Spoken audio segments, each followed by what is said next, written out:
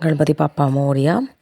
मैं आपको संकट चौथ के बारे में बता रही हूँ, कैसे उसको मनाते हैं और कैसे उसकी कथा है। कुछ इस प्रकार है। यह एक महत्वपूर्ण त्योहार है। संकट चौथ बदी चौथ को आती है। इस दिन चंद्र देव, चंद्रमा तथा गणेश जी की पूजा पूर्ण विधि विधान सहित भक्ति भावना से करनी चाहिए। संकट चौथ के दिन प्रातःकाल शय्या त्याग कर स्नान कर शुद्ध होकर सर को मिट्टी या साबुन से नहाते समय अवश्य धोएं। धुले हुए वस्त्र पहने, हाथों में मेहंदी लगाएं। सफ़ेद तिल और गुड़ का तिल चटा बनाकर एक थाली में रखें और तिलकुट बना के शाम को पवित्र स्थान में या घर के पूजा गृह में जग को साफ सफाई करें, अच्छे से धो लें।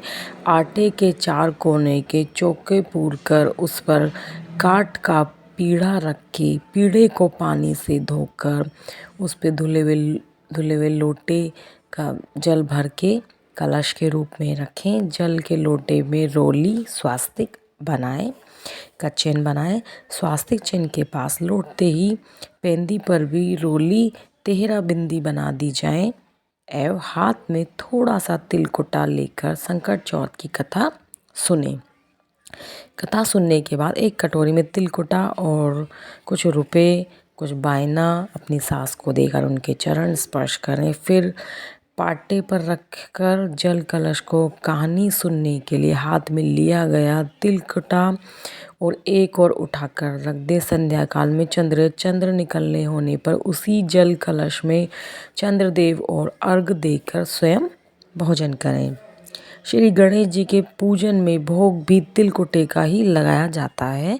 जैसे गणेश जी की पूजा की जाती है वैसे ही पूजा करनी चाहिए। संकट चौथ का थोड़ा सा तिलकुटा और कुछ रुपए रखकर किसी लड़की या बहन के ससुराल में भी भिजवा देना चाहिए। इस व्रत को करने से गणेश जी की बहुत कृपा होती है, सुख शांति घर में आती है, दैत्यता घर से जाती है। ये संकट चौथ का व्रत अपने बच्चों के लिए, सुख शांति के लिए, घर परिवार के लिए किया जाता है और ये सभी को करना चाहिए। इसके करने से आप सांसारिक सुख भोगने के पश्चात स्वर्ग प्राप्त होंगे, सौभाग्य, धन तथा पुत्र की प्राप्ति होगी। संकट चौथ कुछ इस प्रकार मनाई जाती है और ये 29 जनवरी को मनाई जाएगी, यानी कि सोमवार को।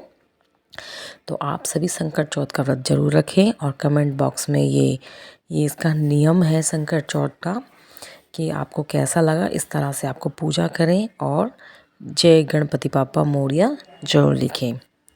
जय गणेशाय नमः।